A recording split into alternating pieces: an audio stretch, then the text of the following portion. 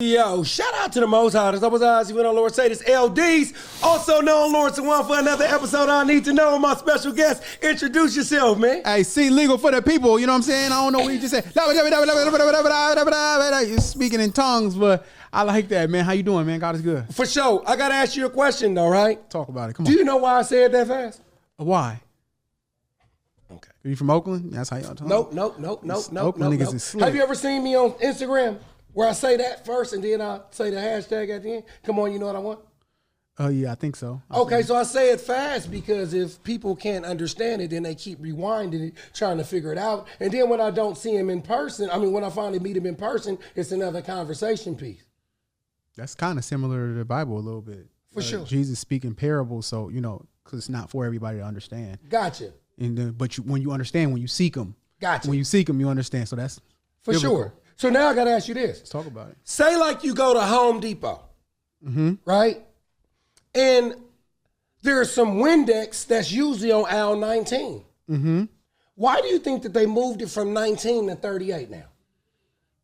So you can go deeper in the store so you can see more. Boom! Boom!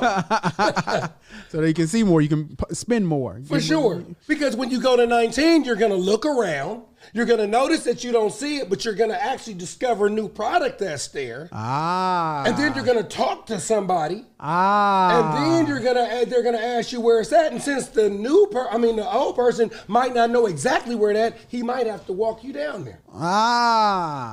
So what are you saying? We'll talk about that offline because if I say it right now, then the people, when they see me in public, won't. No. I like it though, because you got me trying to figure it out now. That's you know what what I'm saying? I'm trying to figure it out. Shit like that though. Okay, so man, your name is C Legal for the people. Yes, sir. C Lee. What does that mean? My first name is Clarence. My last name is Lee. I usually don't tell people that, but I'm in a new place in my life, so yeah, my name is Clarence Lee. Okay, well, this guy's a gangster. His real name's Clarence. I had to get that out the way because that's people's favorite joke when they find out my real name. I've been hearing that since the movie came out. Okay. Luckily, I'm not a gangster. Well, you know what I'm saying, though. Is Donald Trump a gangster? Donald Trump is a white supremacist protector. You know what I'm saying? So yeah, hopefully I didn't take it too deep. Okay. So is he a gangster or not? No.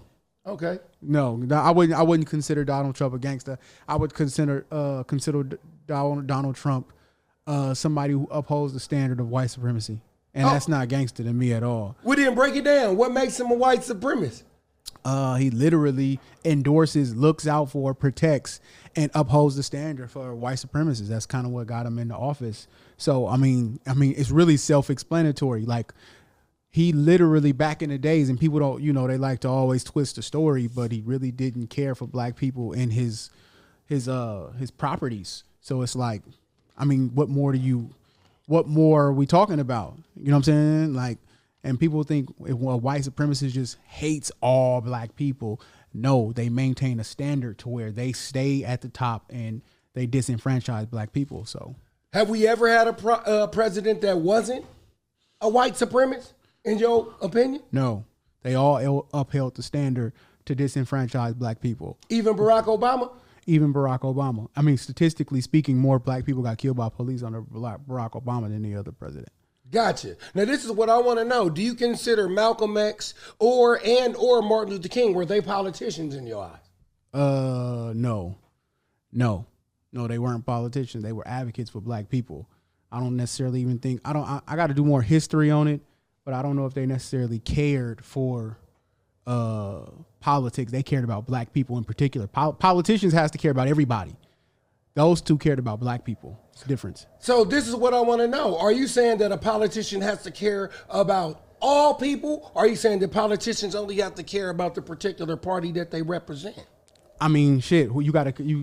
As a like if you're going to be a mayor, you're responsible for a whole city. If you're going to be a president, you're responsible for a country. So you have to be responsible for everybody within that country, even if they're not under your, political party, simply because what happens affects them too.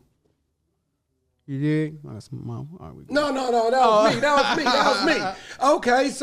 Okay, but all right, well, What's your thoughts? What are my thoughts? My thoughts are this: Is Donald Trump a gangster? Yes. What makes them gangster? What is a gangster to you? Well, the difference between a thug and a gangster is that thugs do shit, right? Mm-hmm. And I'm saying it just to be true. And when it's true when it's true. It's not always true. And I'm only speaking for the majority.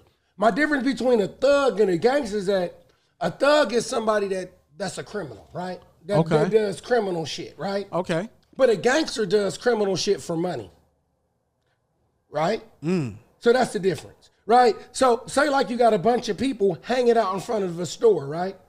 Okay. Right? Well, somebody comes over there, you know what I'm saying, that's not from the neighborhood. Somebody say, hey, man, where you from? Well, I'm from, let's just say, the West Side. And then they whoop his ass for being from the West Side, right? Okay. That might just be thug mentality, right? Okay. But the gangster that's at the top be like, hey, man, something just went over there, man. Y'all making it hot, man. Y'all know that's a dope spot. Y'all just don't be just whooping people ass for coming in the store because now y'all fucking the money up. So you think what Donald Trump just did with Venezuela, that's gangster? Well, it's definitely some money behind it. I don't know that much about it, but I'm sure that it's money-based, correct? Oh, of course. Okay, that's what I mean. Yeah. You know. Oh, I see. You just taught me something. Yeah, I mean, but this is just my perspective, though, right? Yeah, I didn't know it was different between thug and gangster, so you just educated me. I'm not a street guy. So. Well, you don't have to be, neither me, but I've heard enough of the conversation. Right? Like me, I'm not a gangster, but I grew up around a lot of it, and I'm going to be judged the same way, and I'm sure you will. Man, it's good to hear somebody say that. Because everybody, especially out here, is afraid to say, hey, I'm not a street guy. Well, it's different levels of being in the street, right? Educate me. What is it? Well, watch this. You have Malcolm Little, then you have Detroit Red, then you have Malcolm X. But let's just talk about Detroit Red and Malcolm X. Okay. They're both street guys, right? Because their business is in the street, but one is on the problem side and one is on the solving side. Right? I don't drink anymore.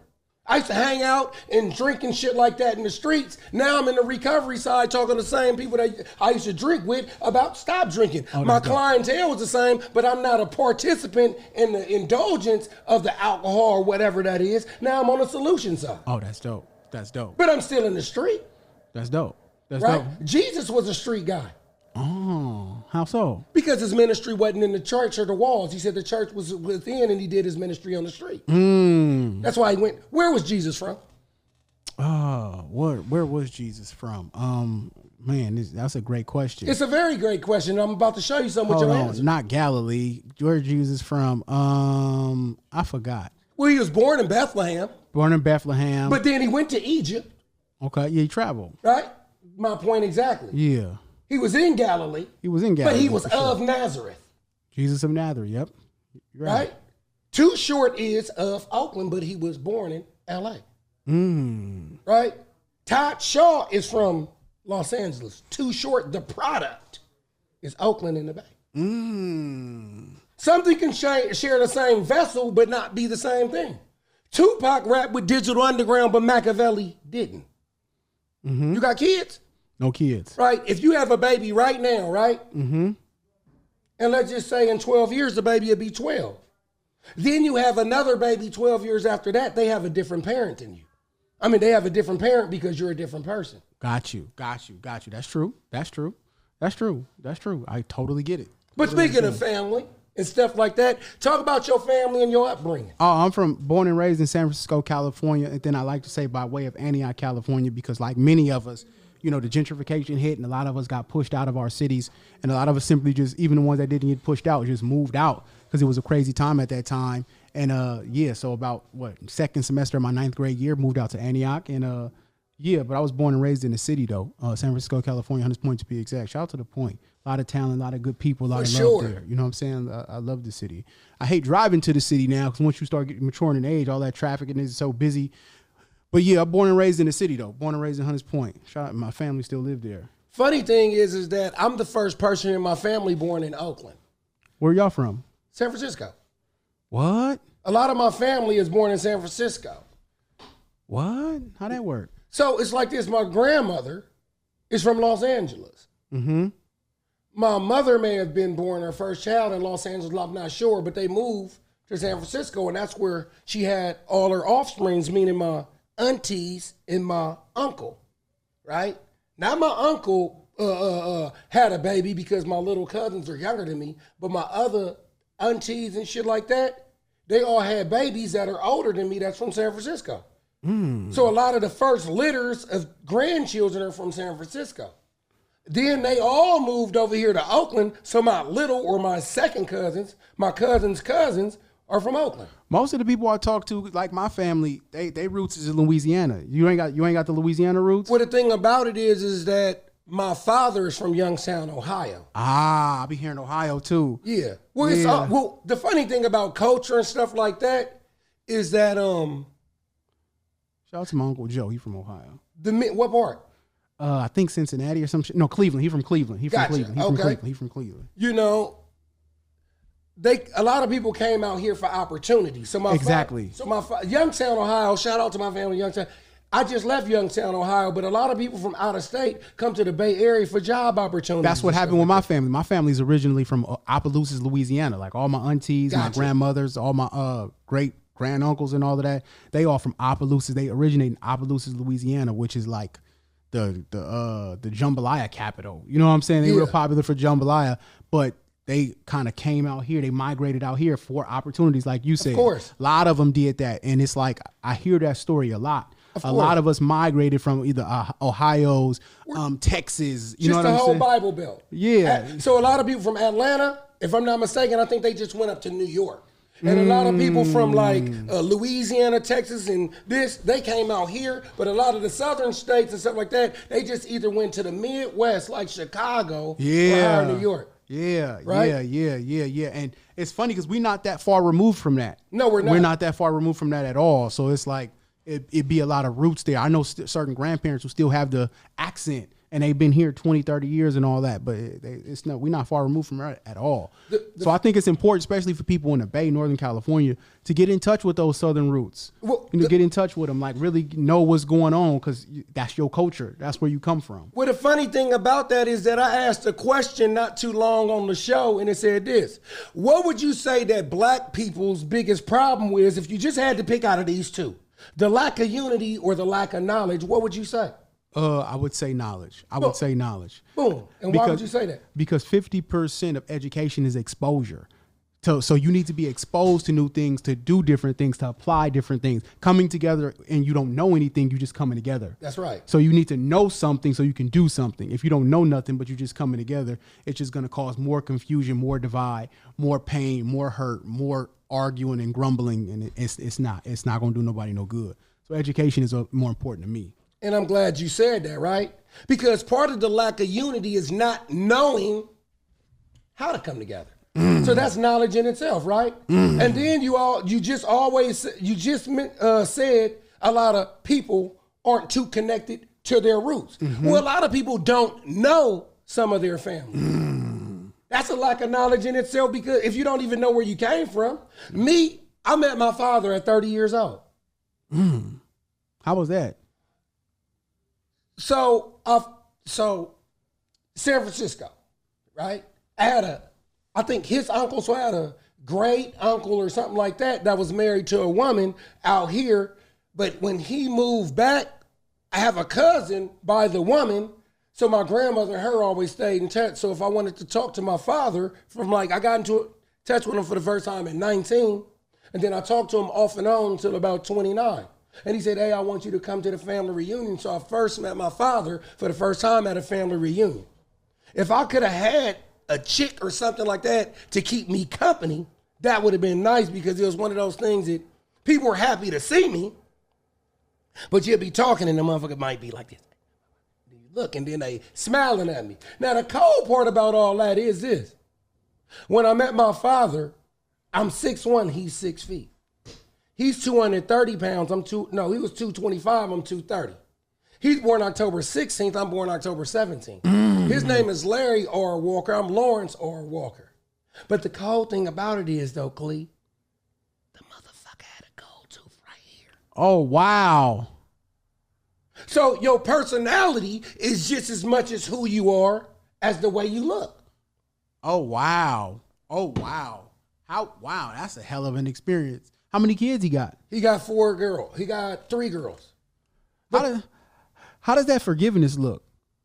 Because I'm sure you had to forgive him. Well, the thing about it is that sometimes we got to understand what God is actually doing for you. What you mean by that? Because my dad is a wild boy. Say he was in my life. And he showed me to do things all the wrong way. Oh. I'm a very loving person. But the cold part about it is I got to tell you something, though, Clee. Have you ever seen that show, Good Times? Oh, yeah, that shit old, but I've seen a couple episodes. But yeah, that's okay, so let's talk about the prototypes, right? JJ is a good guy. Mm-hmm. But if he was a bad person, then he wouldn't be a harmful person. He would probably be that person that cleans up in front of the liquor store drinking beer. He's harmless, right? But on his crime side, he might be a dolphin or something like that. Michael was a militant guy, the little one. Mm-hmm. He probably can grow up to run a group or something like that, but if he was influenced a bad way, he might be a gang leader. Mm-hmm. That's right? true. This is true. So you never know why God is extracting something from your life in retrospect. That's true. When I met him, that's true. I didn't go down there to, well, what happened to this? And I'm at a family reunion. Sometimes it ain't just about him. It's about my grandmother. My grandmother died. My grandmother had like 8 kids. And they all had like 5 kids. So now I got like 50-something cousins. When she died, she had like 34 grandchildren, 42 great-grandchildren, 8 great-great-grandchildren. Imagine going somewhere and you never met your family in your life. And then when you got there, you got like about 40 first cousins. Is it safe to say that when I call him, I say, hey, yo, I'm coming home? Yes. If a nigga could say that about Africa, I definitely could say that about Youngstown, Ohio. Hey, you called me Clee a couple of times. It's C-Lee, though. Oh, my bad. You know what I'm saying? Nah, people call me Clee because, you know, it looked like that, but it's C-Lee. I just be, you know, because it's people called Clee and I don't want them to think I'm stealing their name. Yeah. I'm sorry about that. Nah, you good. And I'm glad you said that because when I gave it, he thought you was somebody else and gave me the wrong motherfucking interview. Shout out to Steve. Shout out to Steve. Yeah, man. But another thing, I just want to talk about knowledge real quick. Okay. Why the lack of knowledge is so important in the Black community. Okay, educate. During the time of 8th grade, I was talking to my sister at church. I love her to death. She's one of my favorite people I go to church with, right?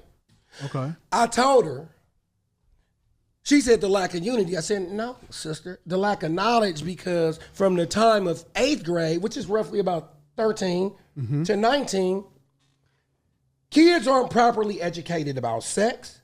Okay. They're not properly educated about finance / credit, careers / college, the new level, right? Okay. She says, yeah, but that's not what they be teaching them in school. And I said, it's not their job to teach your kids about sex. It's the people at home's job, right? It's the people at home job to teach you about finance, credit, and even being black.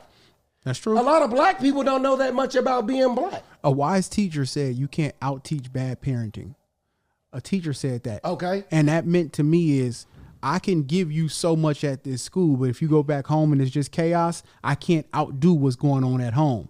I can only pour as much as I can pour, but at your core, at your foundation, if it's chaos, it's not much I can do.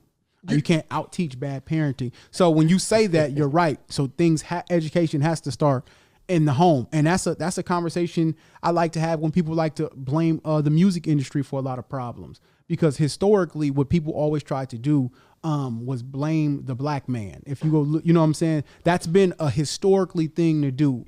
Blame the black man for everything in society. The black man is the reason why everybody's killing. The black man is the reason why everybody on drugs. The black man is the reason for rape. The black man, like it was historically, they used to have newspapers with a big, bad, angry black man. That's right. So when people try to blame rap for everything, I say all you do is reinforcing old rhetoric that they used to do back in the day, because you're essentially just trying to make the black man the face of everything wrong. But the reality of it is when you try to just blame the rap for everything wrong, but you're not blaming the mother, the father that created this child. You're not blaming the school system that's educating this child. You're not blaming the environment that this child was placed in from a corrupt system, and you try to skip all that and go right to the rapper. You're essentially doing what they've been doing historically, blame the black man for the face of everything, and that's just wrong, and it's just a false narrative in my opinion. And I'm glad you said that because it brings me to this metaphor that I always say, right? Mm-hmm. Say like you got a room full of 3-year-olds, 4-year-olds, and 5-year-olds.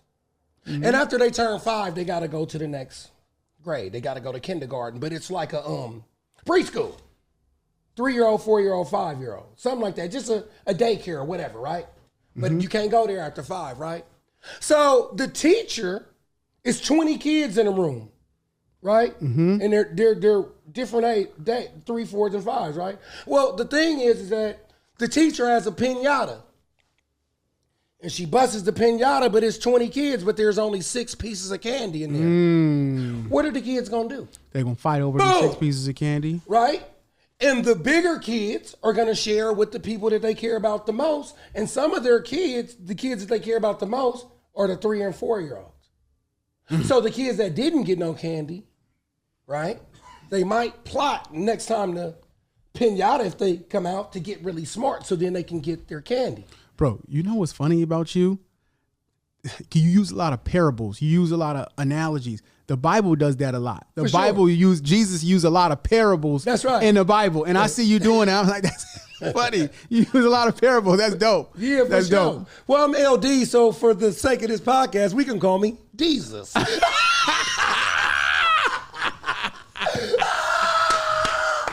Jesus Christ. He said Jesus. That's so funny. If the kids are smart, they're going to click up to get the resources next time. Absolutely. But the cold part about it is that now the bigger kids are gone. Now the smaller kids are going to click up, and before we know it, we have a separation, and those things are called gangs. Who's really responsible? The kids fighting over and out of resources, or the person that put just a few pieces of candy in the piñata? That's a good point. Gangs started because of disenfranchisement. They was getting beat by the police. They was getting jumped. And that's why a bunch of kids came together and was like, look, we gonna unify to try to fight back. I don't think these people just started it because they wanted to go at each other. They started it because they was hurt. They was harmed. They was in poverty. They didn't have much. They were miseducated. They were hurt children.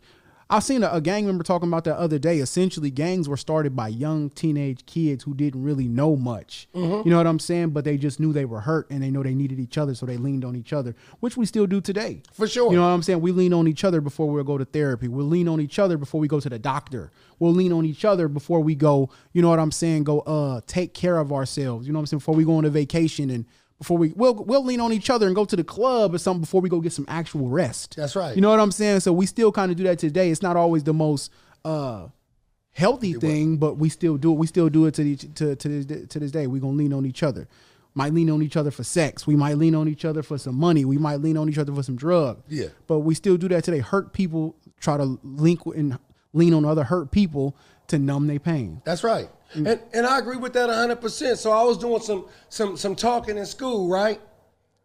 To some, 7th and 8th graders.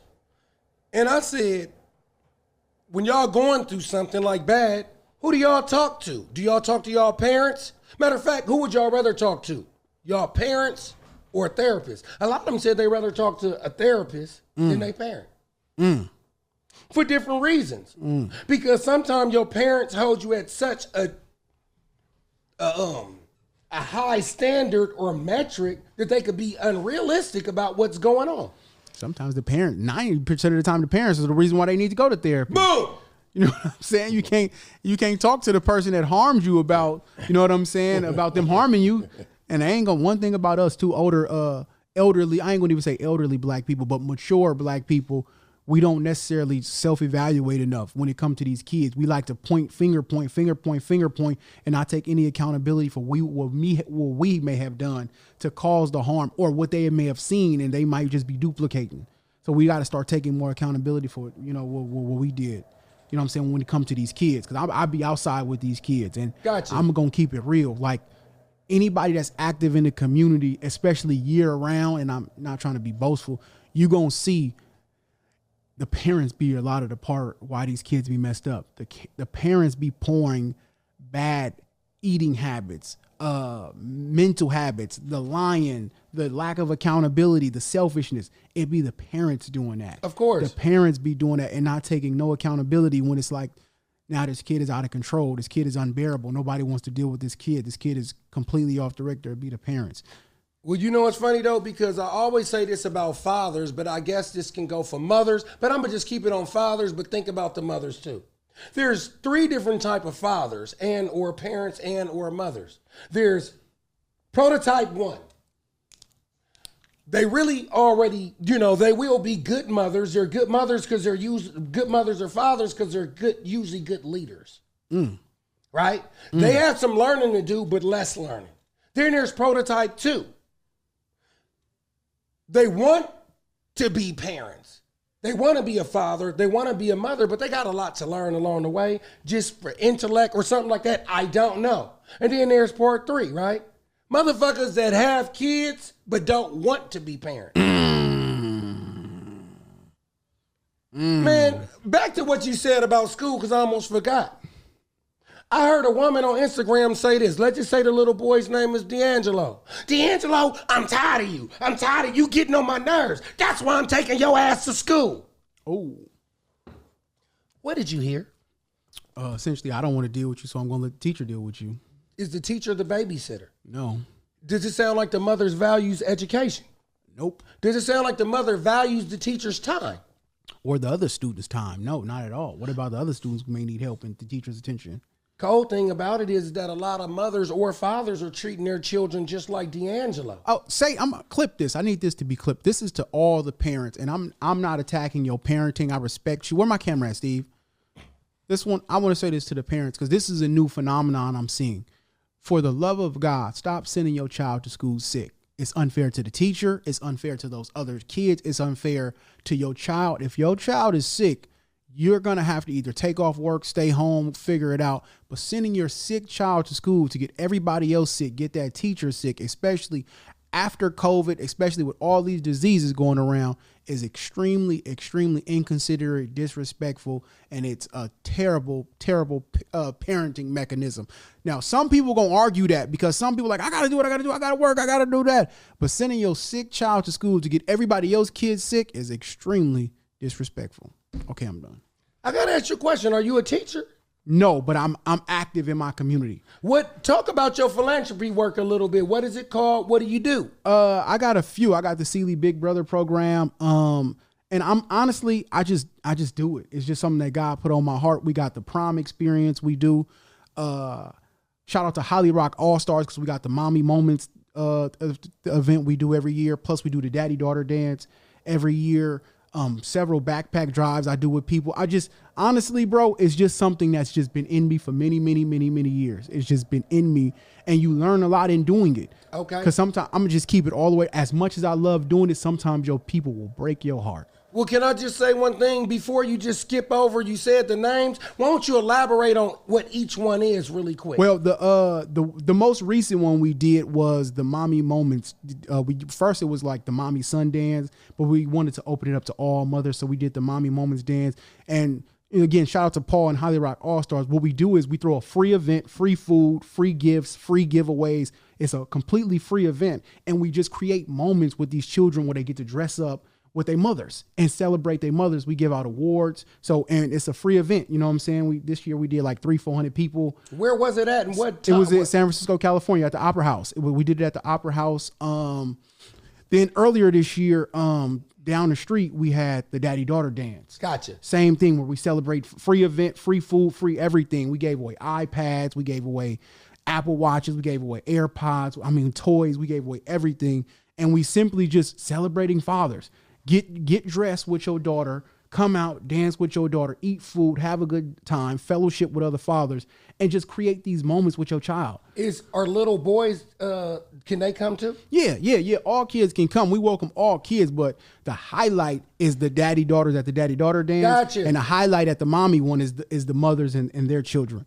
So that's mothers and sons or mothers and their children? Mothers and their children. It was mommy and sons, but the mommies with the daughters was really, really adamant. Like, look, we really want to be involved. And it's like, damn, we ain't got a budget for a whole nother event, Hopefully, if we can get a budget, then we'll add a mommy-daughter dance, a mommy-son dance. They can be their own thing. But right now, we kind of be pulling teeth because we want to keep these things free for our people. Gotcha. We just really want to celebrate our people because we're not celebrated enough. And with us, we kind of need to be celebrated. Of course. We need to be shown like these good mothers and fathers, hey, you're doing a good job. Hey, I appreciate you. Hey, we love you. And we need that kind of community because that goes a long way. Those pictures go a long way because they don't get that often where I get to dress up with my child. Gotcha. You know what I'm saying? We don't have that a lot. So we just bringing that back, and it's been incredibly successful. And that's just a little bit of what we do. But it's important to the community. It's important we pour into the community. Like I said, these events be free. And we've had a great success. Shout out to Holly Rock All-Star. And shout out to the whole team, man. We've been doing good with that. You know what? I got to give you another idea for that really quick. I'm listening. You know how like you take a bunch of pictures and stuff like that? Mm-hmm. You know what you should do? You should probably take a bunch of pictures and have somebody from your team make a collage of all of the pictures and then, get the email and see if they want the pictures so then they could probably frame the collage at home. That'd be hard. I did a little video collage, but you're right. That'd be hard where we just get all the pictures and put it out just because like, man, when you do a lot in the community, sometimes it's not always appreciated. Of course. You know what I'm saying? It's not always like, all right, whatever, we don't go hunt. You know Why do you think that is? I love my people, but unfortunately, damn, I don't even want to say this, but essentially a larger part of what we like, NBA Youngboy, we like Rod Wave, we like Lil Baby.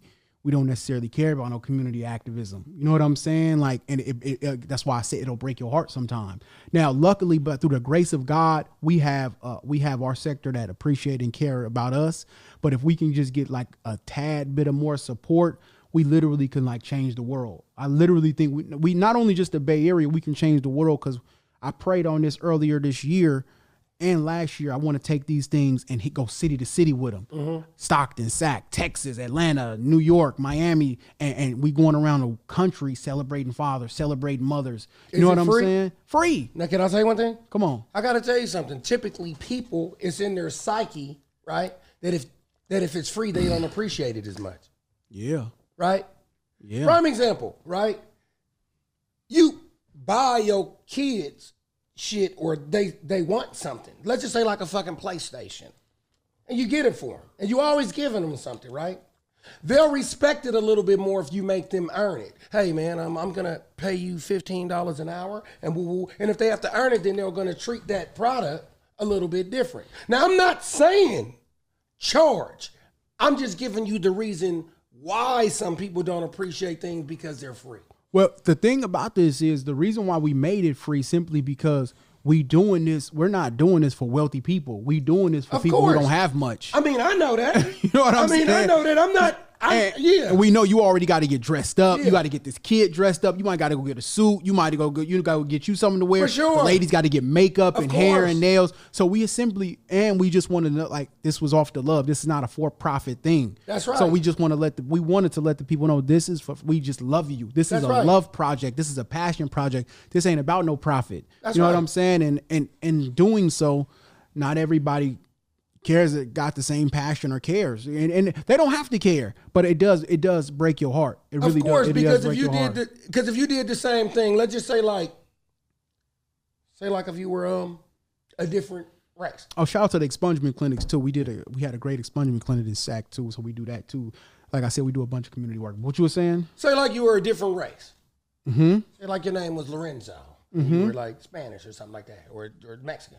Mm-hmm. And you did that or something like that. Different groups of people will be asking you what you need. Man, right? That's a whole different can of worms, bro. That's a whole different can of worms because I love my people. Of course. But I see how other people react to when people do certain things and how we react to us. Of course. I see how we react. So it's like I said, it's heartbreaking, but through the grace and mercy of God, we keep going. He keep providing, and people keep showing up. So we just gonna keep fighting. We're gonna keep chipping away at it. We're gonna keep figuring it out. We're gonna keep going. But it's been a blessing, though. It's been a blessing, and it's my number one favorite thing to do. I can't stop doing it. You know what I'm saying? I can't stop giving to my people. I can't stop pouring into my people because I love them so much. And it's when God puts something on your heart, you kind of have to do it. Because once you get out of His will, then that's when things go. Well, can I say something? Come on. You don't have to do it. The reason why God is proud of you because you chose to do it. Yeah. He gave you free will. But I'm going to tell you something about that free will. When you choose your own will and not his, that's right. There's going to be some consequences that come with it. And it ain't going to be good. It's not. So it ain't going to be good at all. Well, now that we on this, I can't wait to get to this part. Come on. I'm listening. Come on. Jesus. Hey, so, are you a Christian? Yeah, you could. Yeah. Okay, this is what I want to know. Would you ever get in a romantic relationship with a woman that was not a Christian? No, not because she is less than or because she's not a good person. But I what I've learned in this last year is at the foundation of a relationship, if you want it to work long term, faith has to be at the foundation. God got to be at the foundation. If she don't believe in God, then the foundation ain't gonna be there. It's not gonna be no foundation. It's just gonna be I like you, you like me, and I've learned that soon fades. Well, you said God, right? What if she's a Muslim? That's what I'm saying. Could she be a Muslim and still? Probably not. Nah. You said probably. No, I mean no. You know what I'm saying? Like no, simply because it's different faiths, it's different upbringing, and it's different it's a totally different lifestyle. Muslim, that's a whole different lifestyle from a Christian lifestyle. And it's not better or worse. It's just different. Yeah. You feel me? So again, when you put God at the foundation, it's a lifestyle that come with that.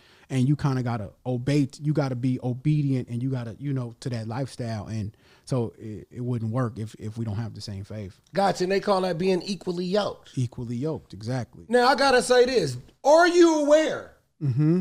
So, I hang out with people and stuff like that, and just me having, conversations with people, young ladies, you know what I find myself asking them? So are you a witch? You must be talking about them crystals and all that they be on. Come on, man. So you want to, that's part of it. You can have a crystal in your house, but the thing is that when you start thinking that's gonna be the reason why your destiny changed. Yeah, and they start reading the cards and all that. Yeah, yes. Yeah, I know a few women like that, and I just pray for them. You know what I'm saying? Because what I've learned is that be somebody just looking for something. That's right. That's somebody that might be hurt. That might be somebody that's just confused, or that might just be somebody. I don't even want to say that. That's just somebody looking for something. Yeah. That's just somebody looking for some help. That's somebody just trying to figure it out. Just pray for them. Just pray for them. I can't stand the cards. I can't stand the what's the little signs and astrology. I don't like it. Even before I was in Christ, I just didn't like it. Yeah, it's just not for me. You know what I'm saying? Because I don't. Well, you know what? This is what I said.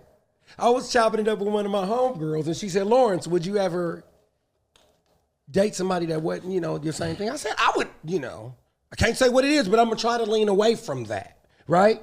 I said, because every person is a business, and every business has a book or handbook. If I work for Walmart and you do something wrong, and matter of fact, we work for Walmart, you do something, I do something wrong, we go to the employee manual. Ooh. Right? So me as a Israelite, Hebrew, the Bible, whatever, that's my book that I go to, right? So if I'm talking this and I ask you why you crept off with C. Lee, and you told me because Mercury is in retrograde. Oh, man. And Jupiter's rising, I said, baby, that's not going to work for me. Another parable. You good with them. You just be shooting them off. Oh, yeah. You got 100 parables just tucked in the cut. Well, it's crazy, though. I do this. You got them. They just tucked. Boy, that nigga got a parable. 30 clip of them with a switch. That nigga got a parable. He got them tucked, man, for real. So, I know that you in the health. Yeah. I know that you in the health. I'm going to ask you just one of the question of the day. Let me just set it up. It was a young lady. She is beautiful. She's on Facebook. Her name is like Raw something. She's a raw vegan. She was big, then she went raw vegan and got small. Right? Very beautiful young lady, her kids and stuff like that. And then She says, yeah, why y'all saying all this stuff about my kids and them not, them being raw vegans? Let me show you how they living. Showed them coming up and how big and strong they are hitting backflips. And somebody said in a comment, yeah, but breast milk is dairy. Human breast milk is dairy. I gotta ask you a question. Is human breast milk dairy? Yeah, but it's completely different than what they sell in the store. So that was just foolishness. Okay, that's gotcha. Completely different. Like that's. But you knew human breast milk was dairy. Yeah, it's milk. Well, the thing about it is that dairy, right, by definition, is milk that comes from a mammal. But a lot of people don't know that human breast milk is dairy. They told my ass up on Facebook today. Nah, man, they just. I mean, the thing about the social media, everybody's a genius. That's you know right. what I'm saying? Everybody's a genius, but so kids can't drink human breast milk now that come from their mama? Like, are you serious? No, that and some 2% milk from Safeway or Winco is completely different. That's completely different. Not even in the same ballpark. Well, you know what's crazy? Learning new information is kind of like this, right? Learning new information is like going to a store and then you got to get some milk for a cake. Another parable. Here it comes. If they have cow milk next to human milk, which one would you get? Me personally, I'm getting the human milk. Of course. But a lot of people wouldn't. When I say, why wouldn't you get the human milk? Oh, man, that bitch could have something. But so can the cow. Oh, I don't know where that bitch been at. But you don't know where the cow been at. So, man, at this point, black people, just listen to your body. If I drink this milk and I'm shitting for 30 days and 30 nights, maybe this milk is not so good for you. If I'm drinking this milk now, my stomach hurt and I got the runs and you know what I'm saying. Now I'm tired after I drank this milk and all that. Start listening to your body. See how your body react to stuff, and then listen to your body, and your body will tell you what it can and cannot take. Yeah. And that milk, any black person over the age of 25, go drink some of that regular 2% milk or any of that milk and watch what it do to your body. Yep. And then you going to see like, ooh, this ain't it. Yeah. This ain't it. And I'm going to even go here. Some black people going to be mad that mac and cheese might not be no good. All that cheese on that's not no good for your body. And you going to see that's why you shitting like that's why it stinks so bad. That's why it's runny. That's why all that's diarrhea. It shouldn't look like that. Your shit should be full. Your shit should be brown, or it might be green if you didn't do some kale or some spinach. You know what I'm saying? But your shit is going to tell you the story. Your skin going to tell you the story. Right. Your body's going to communicate with you. So that's what I learned. Your body going to tell you the story. So you can say what you want out your mouth, but your body going to tell the story. Do you take some of your knowledge about health and things like that to your philanthropy work? Do you funnel that through that?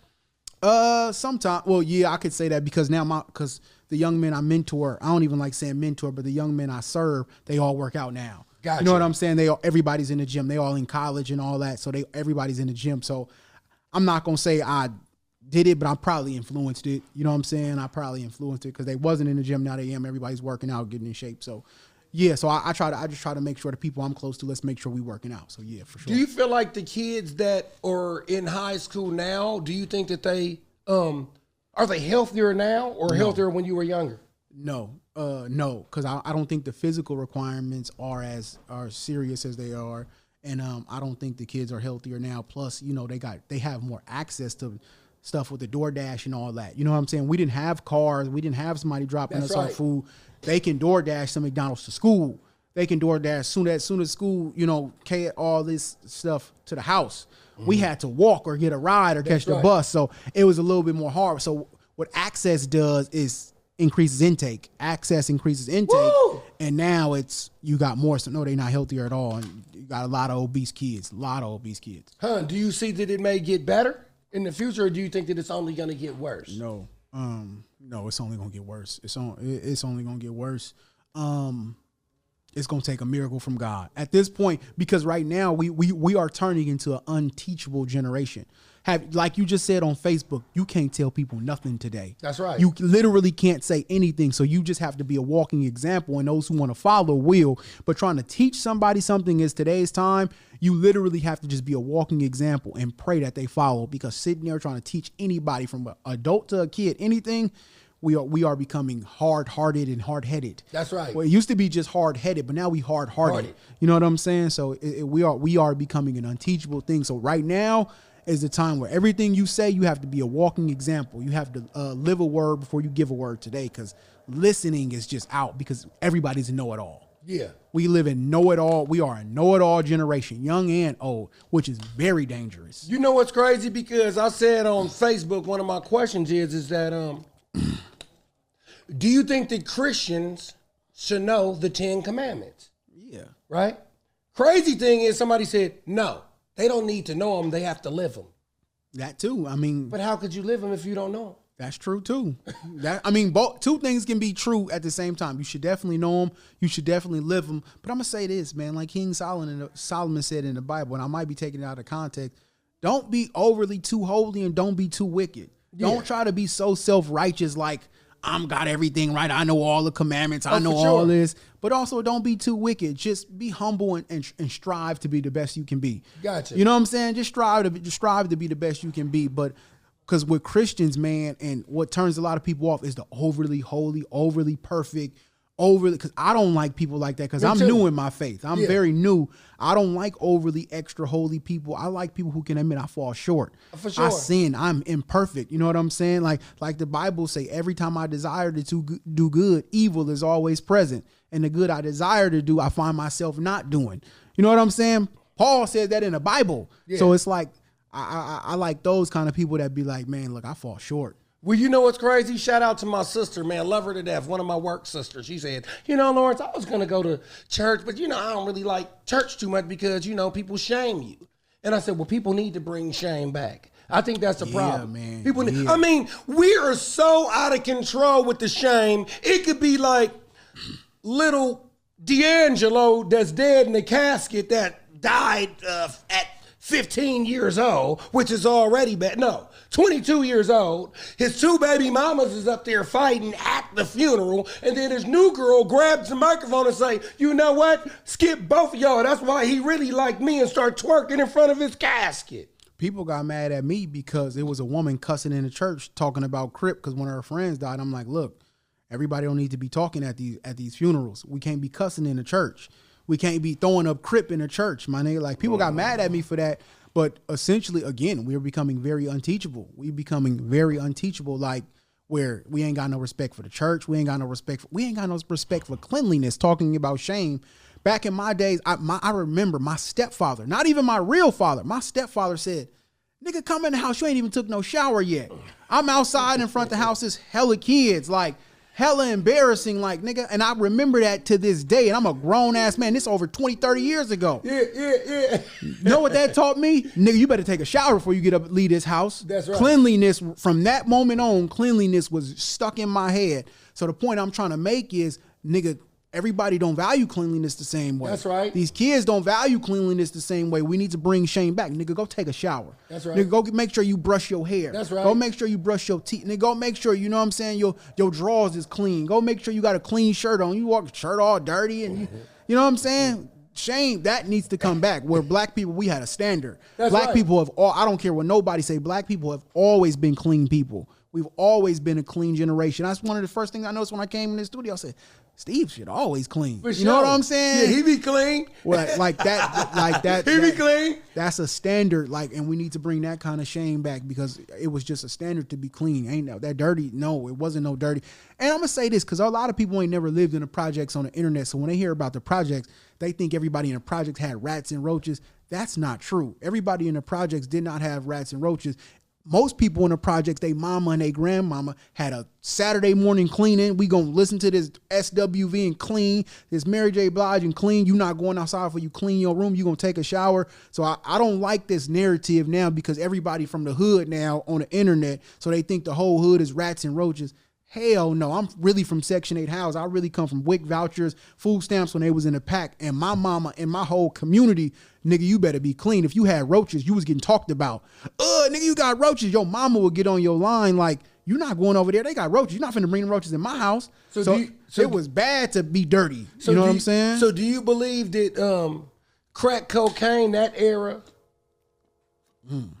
was responsible for people thinking that it was cool to be dirty? Hell nah, they was clean back then too. Only the people that was dirty was the dope fiends. But all the niggas that had the money was clean. You You know what I'm saying? The nigga that was selling the dope was clean. The women he was fucking on was clean. Well, I gotta say one thing, right? The people that usually had weight were clean. Because I've heard motherfuckers say, man, I ain't trying. I've been in these clothes all nighter for the same 4 days getting some money. Yeah, that's some new dirty shit they be on. You know what I'm I've saying? heard that too. Yeah, that's some new dirty shit they be on.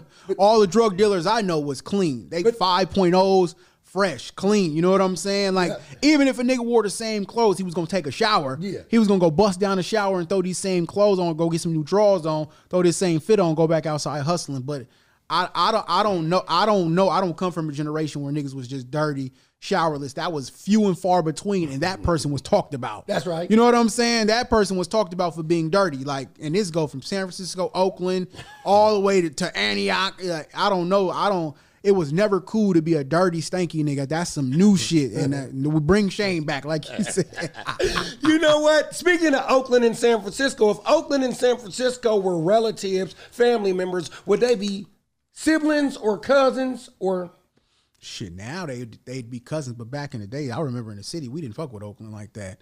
Back in the days, the city in Oakland wasn't tied in like that. It was two different places, two different kinds of people. It was kind of like, you niggas is a this, and then y'all was looking at city niggas like you niggas is that. It wasn't always like that. But now it got to a place where there's so much love between Oakland and the city. And I love where where it's at, but it wasn't always there. You remember that? Well, the thing, yes, a little bit, right? So in the 90s or up until the hyphy movement, for me, the Bay became one after the hyphy movement. Right? Because think about a TV dinner. Every section of the Bay was separate. Oakland niggas fuck with Oakland niggas. Matter of fact, I gotta tell you something, right? Back before the hyphy movement, Oakland niggas never really listened to a bunch of San Francisco artists and stuff like that. As dope as San Quinn is, I've never heard a lot of people playing San Quinn music in Oakland, right? There's only like a handful of other Bay artists that Oakland people used to listen to. C-Bo, E40, Be Legit and or The Click, The Jacka. They fuck with Mess a little bit. Yeah, Mess. They fuck with Mess a little bit. Mess, and RBL. I mean, I'm just saying there's a few in between, but right. There's some fucking juggernauts out there that and Mac Dre. A little bit of Mac Dre. Yeah. But after the fucking hyphy movement, everybody's doing songs with each other, and then it just became the Bay after that. I agree. It became I'm gonna agree with that. I'm gonna agree with that. Remember Richie Rich at the 415 in group before they had the 510 area code? Of course. Shout out Richie Rich, one of my favorites. Of course. Richie Rich, you know what I'm saying? He's a legend. Yeah, you know what I like about Richie Rich's career, which might sound crazy? As long as he's been in the game, he doesn't have a huge catalog, so he's kind of like an exclusive artist. Kind of like how Andre 3000, people are still waiting on the new music because he doesn't come out a lot. Nas was kind of like that a little bit before the King disease run. He would drop every 2 years or something like that. Rich is kind of like that because he doesn't have a huge catalog in comparison to some of his contemporaries that came out during the same time. Absolutely. He was one of them. Quality over quantity. That's what he did. He took the quality approach over the quantity. Shout out to Rich. Well, you know what? I got to ask you a question about rap music. The question of last week or the last 2 weeks that's been dominating is, would you say that rap music is in the top 10 most important creations by black people? Ooh, top 10 is rap. 15, top 10 to 15. Black people, we created it. Did you know black people created the car and Ford stole it? Essentially, you know what I'm saying? Like, black people created the vehicle. That was a black person that created that, and Henry Ford stole it, like, and just threw a little whoop on it. So what you want to do, see? So I'm trying black people, we created a lot. But I would say, because the culture around it. Gotcha. Because hip hop created a culture that's dominated the world. Gotcha. So yes, it's in there. It might even be top 5. But black people, we've created some shit that changes literally the world. Well, you know what? I want to tie into some other creations right before I expound on that. Come on. For me, why I would say it's in the top 15 most important creations is because, for one, it was created to be a voice. Okay. Right? For two, even at its state now, where it's even being weaponized against black people, right? As a 47-year-old man with a 24 and a 12-year-old, and they're the youth, rap music is actually helping me understand the youth. What's more important than understanding the youth? That's a good point. To hear what drugs that they're actually might be partaking and what gangs are in this neighborhood and stuff like that. Rap music is giving the person that's not a youth, that's like 26 and up, but primarily like old enough to have kids their age, a doorway into knowing what the youth are doing. There's nothing important than knowing what the youth are doing as an elder. That's a good point. That's a good point, actually. That's a good point. So where do you have hip hop as far as things that black people created in like 11, 12? Well, the funny thing about it is, you said we talked about the lack of knowledge, right? The thing about it is, I don't really even know a lot of things that black people created, right? A lot. So I know that we created music. I know that we created the pyramids, but I wouldn't say that the pyramids by themselves are a top 15 by themselves, but I would say the motherfucking hieroglyphics on there and that come with it because it knows the history and shit like that. I'm going to say this because I forgot the woman's name, but an intelligent black woman said this.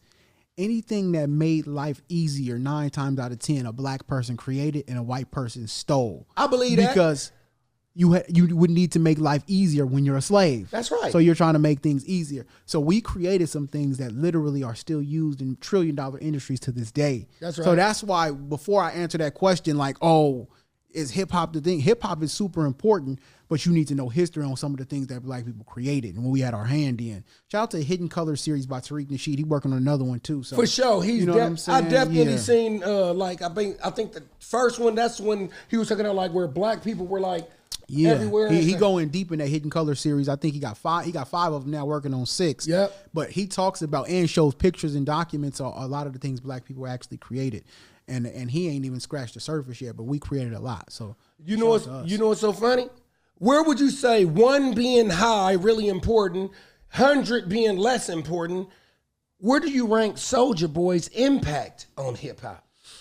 I would give Soulja. I'm gonna give Soulja Boy a top 30, top 20 or 30 because he was the first to the internet. Boom! He was the first to the internet. So, and the internet changed the game. He was the first to do to my knowledge, the viral dance, and now that's the standard now. Yep. You know what I'm saying? Like, that's the standard to get a record moving, getting a dance on TikTok. Record labels pay creators millions of dollars to try to create a dance to get going. That's something he started. That's right. So, Soulja Boy would have to be in my top 20 or 30 because what he started is now the standard. That's right. So anytime you start something that's the standard, and it's been the standard for that way for maybe a decade, and it's not stopping, Soulja Boy's his impact is great. I give him like 15. That's one thing I want our culture to change, is starting appreciating our legends. That's right. We have to truly appreciate those who gave, because then we look, oh, Soulja Boy this and Big Draco this and this that, but don't let all that take away from what this man actually created, because essentially it's like we can't keep letting our legends go out like that.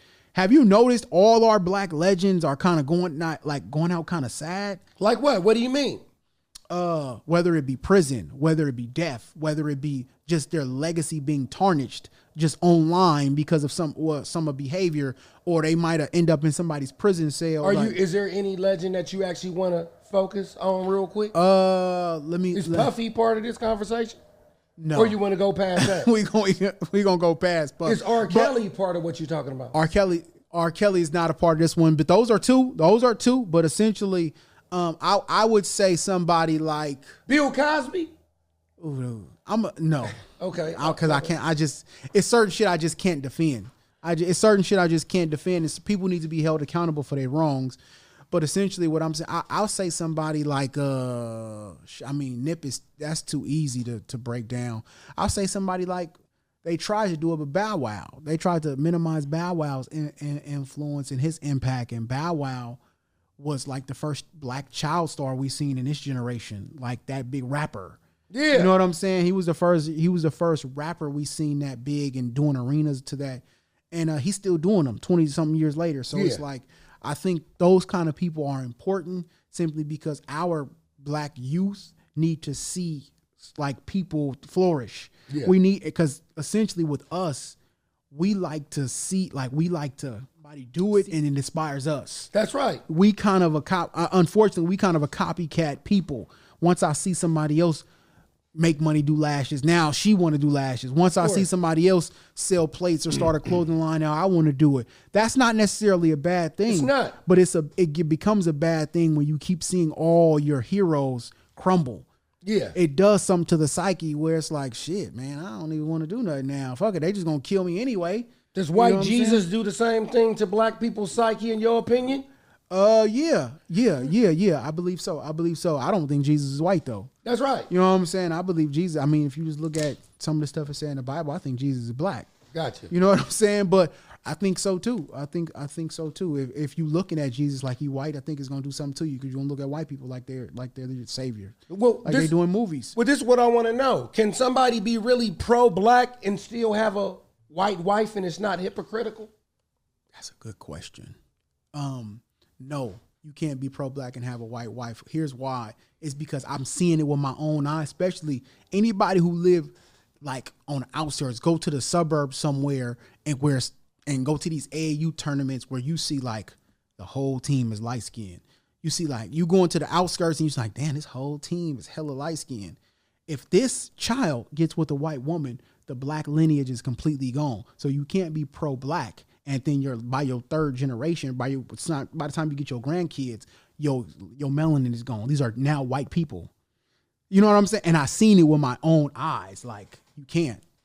Okay. And real quick, is somebody in some groups, like I know some Hebrew Israelite groups, you know what I'm saying? If I'm not mistaken, if I'm wrong, they say that you are what your father is. Have you ever heard that? Mm-hmm. So do you believe that Bob Marley was a white man because his father was white? No, absolutely not. Because Bob Marley looked like a black man and he had to endure the black experience.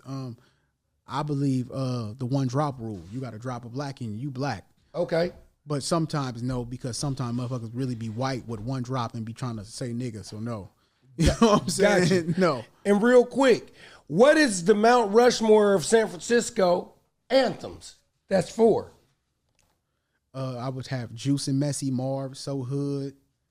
I would have Remedy, Don't Love Me.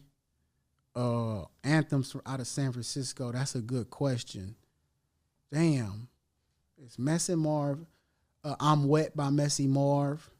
And probably Rapping Forte Players Club. What?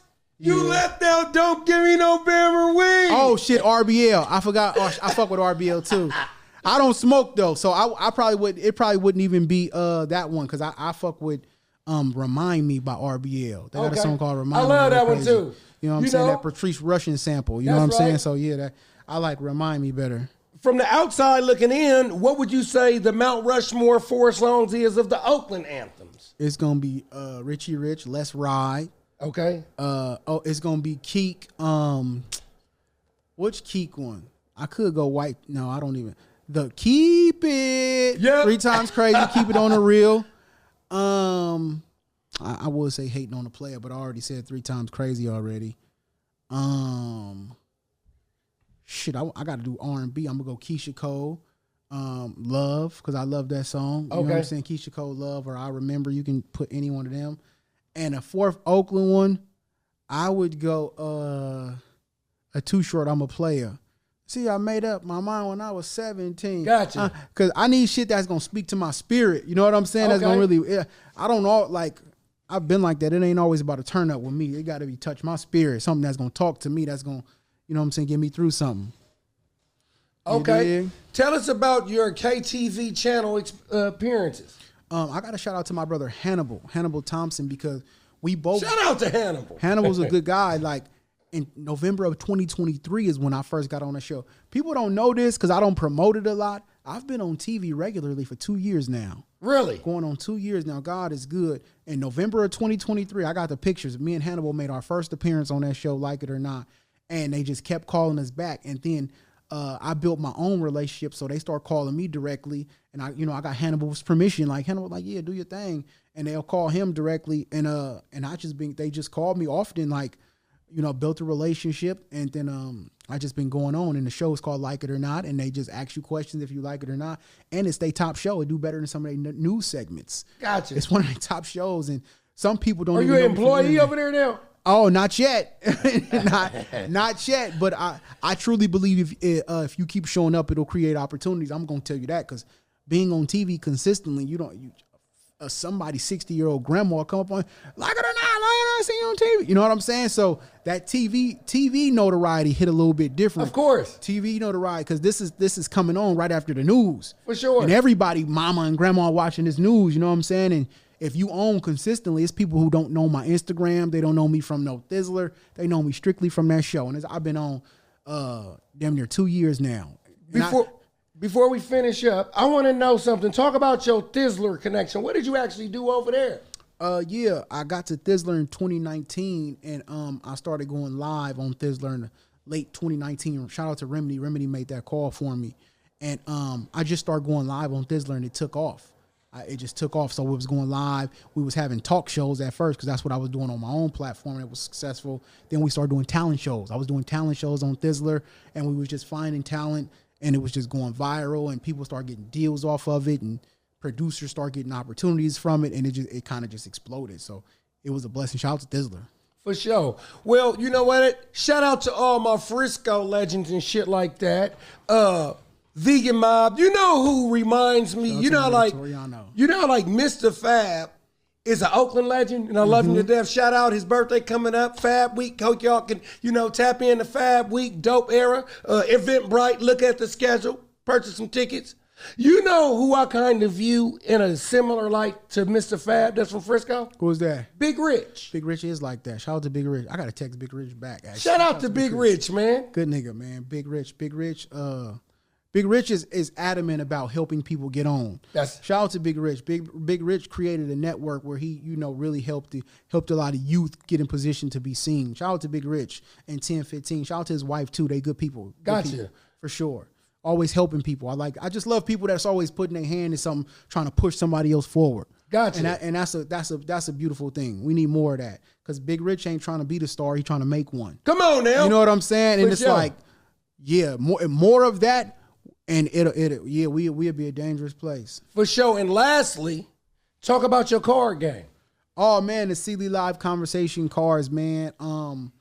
I used to go live on Instagram and we would just talk about a variety of different topics, and I did that for years. When I was working security, I would just go live and talk about a different variety of different topics. Then I eventually turned into a card game. So a lot of the topics we talked about, I put it in card form. You know what I'm saying? So it get a little spicy. We talk about relationships, we talk about parenting, we talk about sex, we talk about everything in that game. And yeah, man, it's a hell of a game. Got to be careful when you play it though, because it can get spicy. Come on, yeah, it can get spicy, man. It can get really, really tricky. But I'm just honestly, bro, I ain't made hella money from it, but I'm just happy I did it. You ever just did something that you happy you just did it? Like, I can't believe I took this idea and I made it happen. You know what's crazy? You know what I'm saying? That's the funny thing about creating. That's what God created us to do. You get what I'm saying? Like, when you think about something, like me, I make music. And when I think about the song and then people really like it, that's damn near like the baby. And when it finally come out, because you don't know how the baby gonna come out or how it's gonna receive the world or how it's gonna be received. Absolutely. You know what I'm saying? So that's like creating something is like a direct connection to God. I've been wanting to come out with a card game for years, and I finally, shout out to my homeboy Kenny at work, it's finally finna happen. Lit. You know what I'm saying? So yeah, tell people where they could find you at, your platform. We finna get out of here. Hey man, follow me at the Sealy brand, man. Make sure you keep God first at all times. Make sure you stay prayed up. Keep God first. He'll never leave you nor forsake you. God is good. Rest in peace to my brother Marlo Mills. I love you, brother. I'm gonna keep shouting you out. God is good, man. We're gonna keep praising him. God is good. Let's talk about it. For sure, man. Well, thanks for coming, man. This was cool. We're gonna have to have you back soon, all right? Let's talk about it. Shout out to Steve, man. I love the studio, man. Nice, clean, beautiful. God is good. For sure. Well, I'm LD's, also known Lawrence One, for another episode I Need to Know. And as usual, come on, you know what I want.